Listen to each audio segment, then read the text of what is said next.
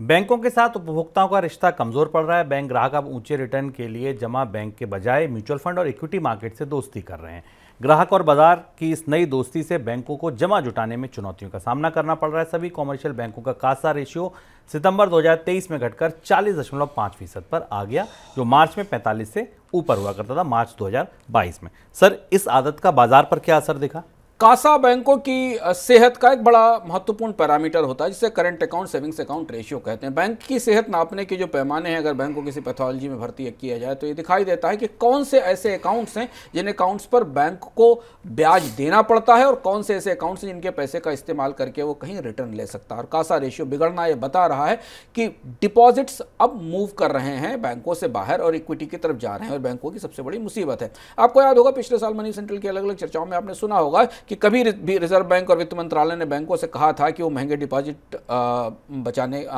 जुटाने की होड़ से बाहर निकले, और वो ऐसा इसलिए कर रहे थे कि उनको दिख रहा था कि बैंक से डिपॉजिट निकलकर स्टॉक मार्केट में जा रहे हैं। और ये स्थिति शुभम इसलिए थोड़ी और ज़्यादा दिलचस्प है हम लोगों के लिए जो पर्सनल फाइनेंस की गतिविधियों को करीब से समझते हैं, कि बैंकों से डिपॉजिट्स का निकलना उस समय हो रहा है जब बैंकों में ब्याज दरें काफ़ी ऊंची हैं। भारत में एफडी की रेट्स पिछले 5-6 सालों में 7 सालों में इतनी अच्छे फिक्स्ड डिपॉजिट रेट कभी नहीं है, लेकिन इसके बाद भी इक्विटी मार्केट और म्यूचुअल फंड में जो बेटर रिटर्न आ रहे हैं, उसके कारण जमाकर्ताओं का बैंकों पर भरोसा घट रहा है और वो डिपॉजिट्स निकलकर म्यूचुअल फंड और बाकी जगह पहुंच रहे हैं। इसका ढांचागत बदलाव हमें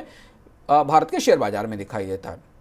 विदेशी निवेशक बिकवाली कर रहे हैं, पर जो छोटे निवेशकों का पैसा एसआईपी के जरिए बाकी चीज़ों के जरिए जा रहा है, वो शेयर बाजार को मजबूती दे रहा है और वहाँ पर खरीद होती दिखाई दे रही है। बैंकों की चुनौती है कि अगर उनके पास जमा लगातार घटती चली गई तो उन्हें फिर अपनी पूंजी जुटाने के लिए महंगे दरों पर बॉन्ड जारी करने होंगे और कर्ज उठाना होगा, जिसके बाद ब्याज दरें कम होने की संभावना और सीमित होती चली जाएगी, क्योंकि जितनी महंगी पूंजी आएगी उसके लिए उतना ही महंगा कर्ज देना पड़ेगा, तब उस पूंजी की कॉस्ट की सर्विसिंग हो पाएगी।